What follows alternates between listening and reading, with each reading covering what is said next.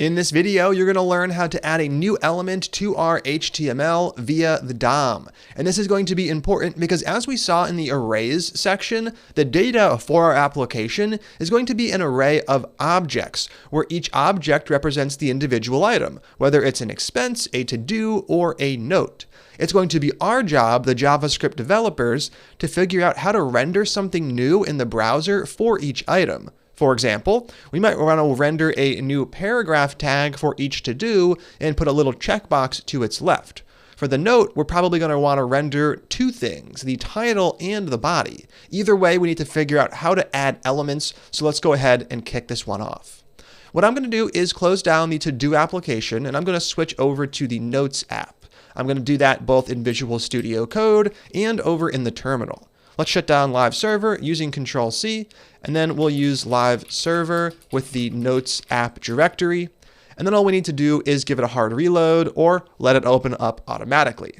Now that we have the correct application up, let's just say that our goal is to add another paragraph to the mix. So we have our H1, our H2, and 2 paragraphs. We're going to add 1 paragraph down at the bottom. How exactly do we get that done? Well, there are actually 3 steps. So right here, I'll leave a little comment, add a new element. The first thing we have to do is create this new element, whether it's an H1, a P tag, or anything else. Then we have to update its content. So in this example, give it some sort of text value. And then lastly, we have to put it somewhere. So we pick the place to put it and we insert that paragraph. So that's a 3-step process. And for us, it's going to require about 3 lines of code. Let's go ahead and kick this one off by creating that paragraph. The first thing we need to do is use document dot, and the method we're looking for here is create element. Create element, as it suggests, is going to allow us to create a new element. It's not actually going to put it anywhere in the visible HTML. It's just going to give us a reference to a new element that we can modify and then eventually put somewhere. So we call create element as a function. It is indeed a method, and we pass to it the kind of element we're trying to create. So I could create an H1, or in this case, I could create a paragraph. Now, something does come back from this. It is the DOM representation of this paragraph. So all we have to do is store it in some sort of variable. Const. I'll call this one new paragraph, and I'll set it equal to whatever comes back from create element. So that is step 1. We have to create this new element. Step 2 is to actually give it some meaningful content. You don't have to, but it doesn't really make sense to add a new element unless you're going to actually show something to the user. In this case, like we did up above, we'll be using text content to update the text content. So that is new paragraph dot text content. And remember, this is a value we can either read or write. We can read it, which would in this case be nothing, or we could write it, allowing us to set a new text value. I'm going to say this is a new element from JavaScript. Excellent. So that is steps 1 and 2. We have our new paragraph. We have successfully given it some sort of meaningful content. The last thing to do is to pick a place to put it and then put it there. So what I'm going to do is use a method called append child. Let's go ahead and see how that works by first writing out the line, and then we'll explore how it changes our markup.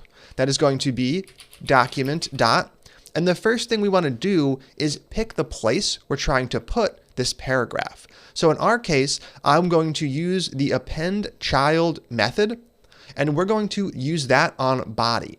So append child adds the new thing as the last item inside of, in this case, body. So that would put it way at the bottom exactly where we want it.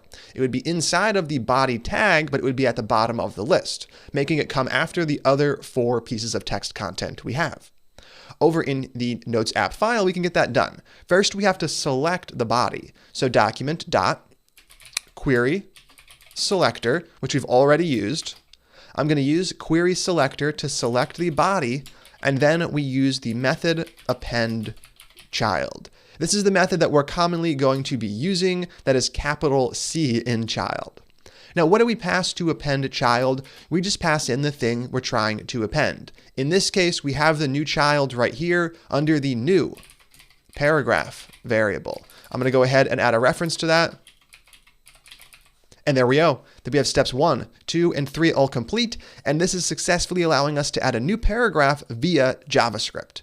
Let's go ahead and make sure it actually works. I'm going to save the notes application, and what do we get? We get our new paragraph showing up down below. This is a new element from JavaScript.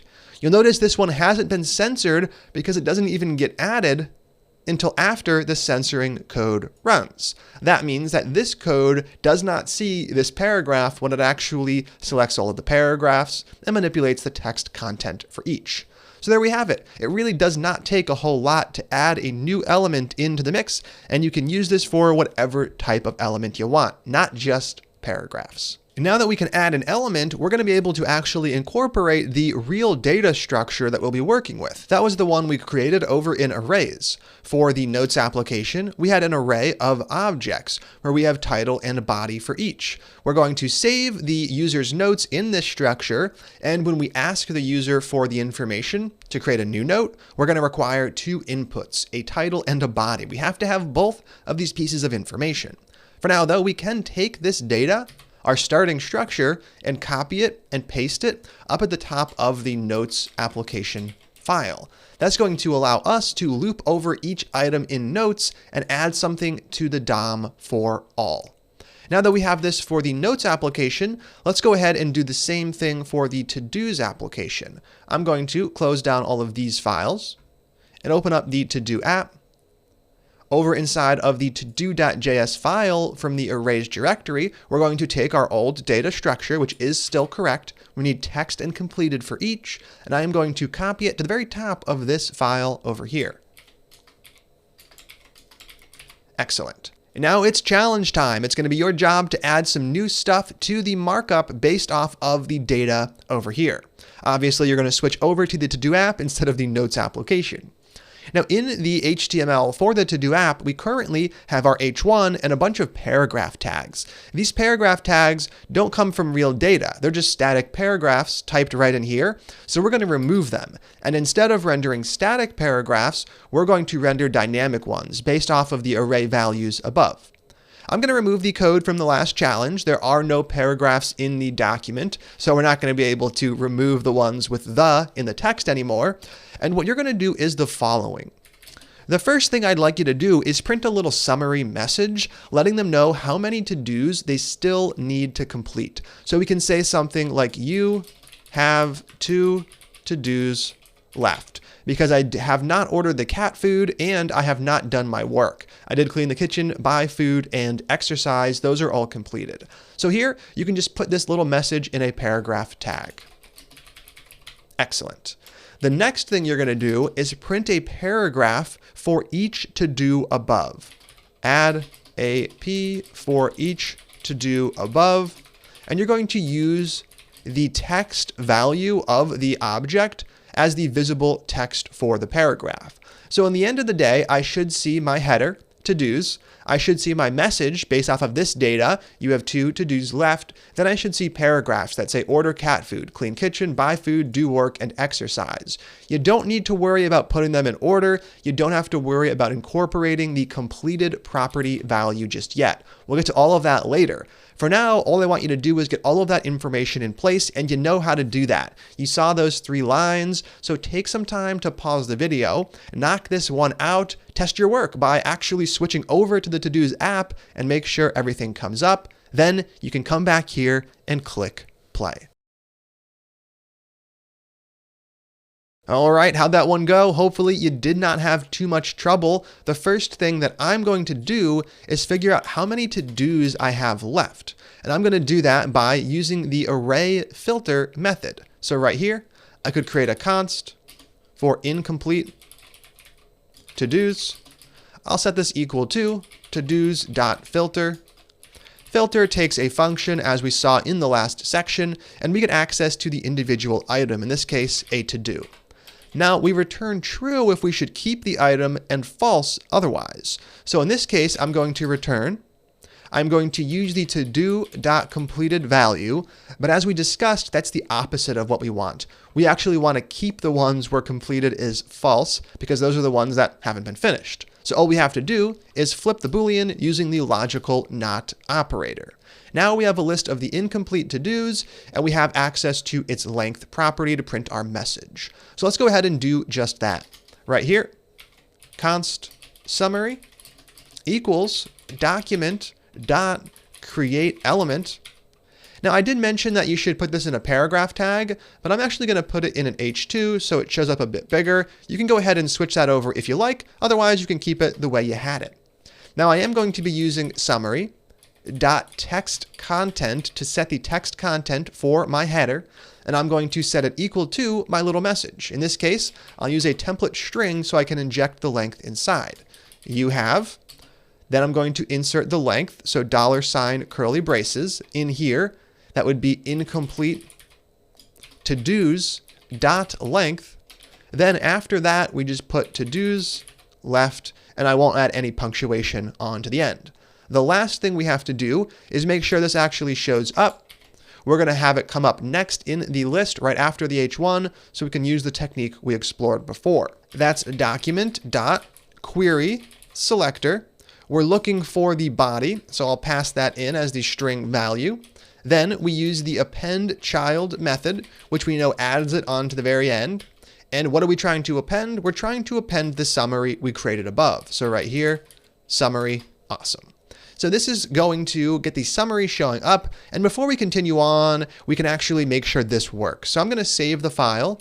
I'm going to switch over to the terminal, and we're just going to rerun live server under the to-do app directory, and this should pull up the application. And right here, I'm seeing to-dos. You have 2 to-dos left. So we're headed in the right direction. Now that we have our summary message printing, we want to move on and print a new paragraph for each item in the to-dos array. Now, I didn't explicitly tell you how to do this, but if we want to do something for each item in an array, what do we use? We use the for each method. So what you needed to do is use for each to loop over each item. Then you had to add these lines to create a new item, add the text value correctly, and then append it. Obviously using a paragraph instead of an H2, and the to-dos text value instead of our template string. Let's go ahead and kick this process off right here. That's going to be to-dos dot for each. We pass in a function. This function gets called with the individual to-do, and then we're going to set up those 3 lines. So I could say something like const p equals document dot create element. We're going to create a new paragraph for each one. Next up, we have to set the text content p.text content. In this case, I'm going to set the text content equal to the to-dos text property. That would be order cat food for the first to-do. Now that we have the text set correctly, we can move on to the final step, which is to put it in the right place. So document.query selector. We're grabbing the body, and we're going to add it on to the end of the body by using our append child method. What are we trying to append? We're trying to append that paragraph. So this is going to print our summary, loop over our to-dos, and print a new paragraph for each one. Let's go ahead and save the file and see what happens, and there we have it. We have to-dos. You have 2 to-dos left, and we have all 5 to-dos showing up as expected. And while this isn't the final version, we're going to put things in order and add filtering later, we are indeed headed in the right direction, and we now have a way to take our array data and get it all showing up to the user, which is a very important first step. Being able to manipulate the DOM, what we covered in the last few videos, is essential if we're going to respond to user interaction in a meaningful way. It's great to be able to console.log a message if someone were to click a button, but that's not particularly useful. We want to do more useful things, and now we're ready to actually move on to user interaction. So in the next video, we're going to figure out how we can do something in JavaScript when someone interacts with the browser. We're going to figure out how to, for example, do something when someone clicks a button. I'm super excited to get to all of that. Give yourself a pat on the back for knocking out this challenge. I will see you in the next video.